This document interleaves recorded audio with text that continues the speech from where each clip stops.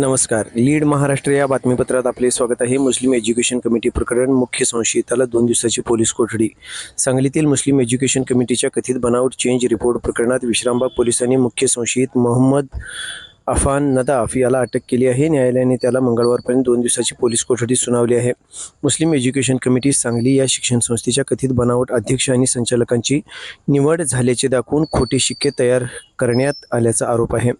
या शिक्क्यांच्या आधारे वक्फ बोर्डाच्या सांगली कार्यालयात कथित खोटा चेंज रिपोर्ट दाखल करण्यात आल्याप्रकरणी विश्रामबाग पोलीस ठाण्यात गुन्हा नोंदवण्यात आला आहे.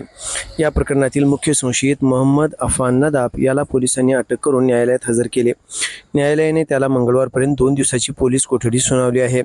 या गुन्ह्यातील इतर 6 संशयित अद्याप फरार असून त्यांचा शोध सुरू असल्याची माहिती पोलिसांनी दिली आहे. या प्रकरणाचा पुढील तपास विश्रामबाग पोलीस ठाण्याचे API निलेश बागव करत आहेत.